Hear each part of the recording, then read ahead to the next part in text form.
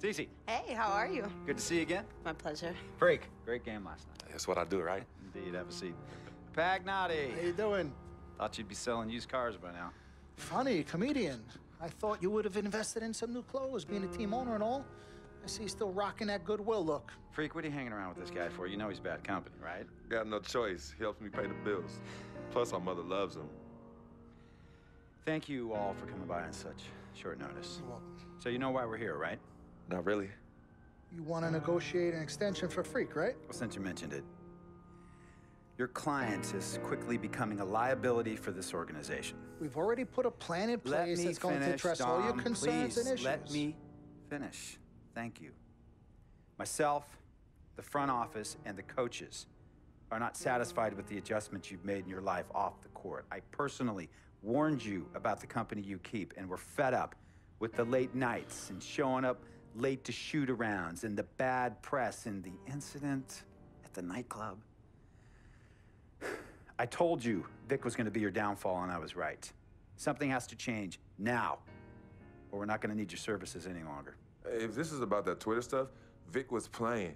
Okay, it was a joke. It's not about that. It's everything. But like I told you before, Vic is my best friend. I can't just cut him off. He's practically family. Not really. What exactly are you trying to say? I'm not trying to say anything, Dom. I'm saying it. Freak and his friend Vic are a problem for me and this organization. And I called you in here to figure out how we all together can fix this problem. And right now, I'm only seeing one solution. I agree that Freak may need to make some adjustments in his personal life off the court, but that's a learning process. We both know that. But this almost sounds like a threat. And Dom Pagnotti doesn't take too kindly to threats. Is this a threat? Call it what you will. We all know that Vic is a problem. The only person who doesn't seem to realize that is my brother. I'm sorry, bro, but enough is enough. I don't have a problem with what you're saying. I have a problem with how you're saying it. Now, I know we can come to some understanding without all the ultimatums or threats. Can we all come to a understanding, a compromise? No, no more compromises. I already warned Freak. I told you. Don't be a hero. Cut that zero. It's cut Vic loose, or we trade Freak. It's that simple. Fine, we'll go sign with another team. Good luck with that, Pagnotti. Because of Vic, Freak's reputation precedes him. No, because of Freak's God-given talent, his reputation precedes him. Everybody's been talking. Dom, you know how this works. This is not about you and me and our history. This is about your client. Help him. You talking as if I'm invisible. You talking around me, about me, but not to me. Vic has always had my back. And I've given this team everything I got. I practice hard. I play hard. Yeah, some nights I got it, some nights I don't. Some days I might even show up a little late to shoot-arounds. But every time I'm on that court, I've always given my best. And I see how it is, though. I mean, us players got to be loyal to you, but you don't have to be loyal to us players. Try to give me some father and son talk, talking about how you love your players and how you look up for them. Come on, man. You trying to cut me off like you cut off Izzy. Don't you have people loyal to you no matter what? People you can't cut off? Well, that's me and Vic. Vic and me. Y'all insist, really. They could tell me stop hanging with Vic. What makes you think they won't tell me stop talking to you? You remember in 7th grade, some guys were trying to jump me over some girl. Vic was the one to get some friends just to walk me home. And when they came, we went at it, but I wasn't alone. When I got my scholarship, it was Vic who put the word on the streets that nobody should mess with me because I had a future. Vic was protecting me. And sir, I know Vic is crazy. But before all the hype and the lights, media, fans, it was just me and Vic. He's always been there. I mean, if y'all don't like that, I don't know what to say. It hurts me to say this, but I see his point. What you don't understand is that the league doesn't have your back anymore. Not like they used to. They try, but it's too much. Social media has changed everything. And this last incident with Vic, that was the final straw. It was a joke. That wasn't funny. You know it wasn't a joke. Vic was defending you, stepping in to protect your honor by attacking another teammate like that. talking about his manhood, his wife, his kids, his family, so you can be the big dog on the court?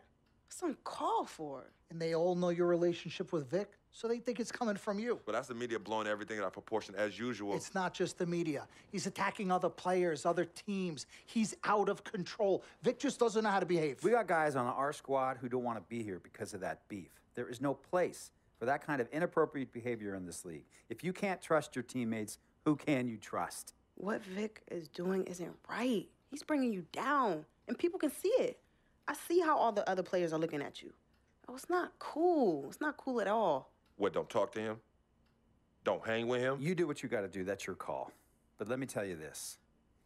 You asked me if I had friends that I couldn't cut off? Yeah, I did for a while.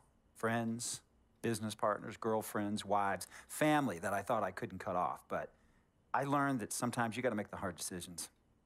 I mean, some of these people, they were just bad for me. They were bringing me down. They weren't making me better.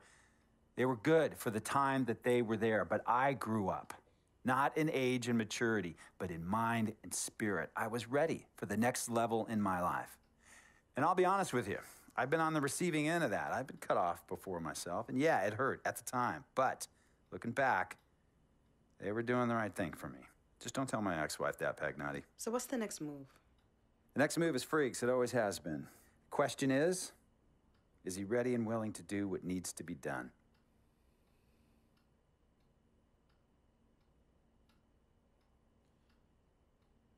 This is messed up. You take a moment to think about it, but think long, think wrong.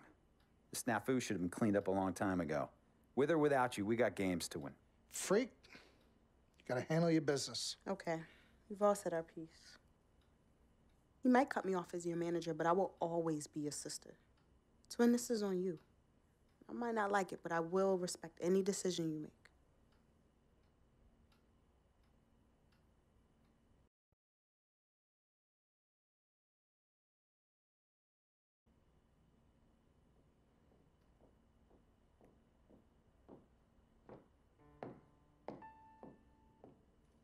Yvette, please.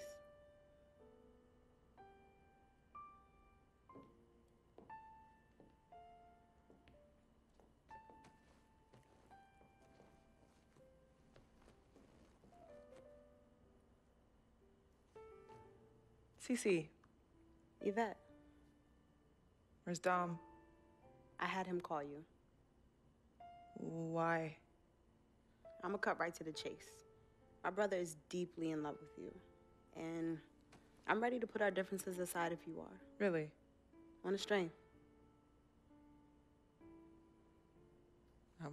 I'm with it. Team Freak. Team Freak. All right, so if you're gonna be down with the team, I gotta show you the dap. The dap. Yeah. Okay. Okay, like this. Oh. 1, 2, 3, shoot, Shoot. swish. Swish. Yeah. Again. Like, Mm-hmm. oh, okay. 1, 2, 3. Swish. Yeah. Oh, okay. Like that. Cool, right? Yeah.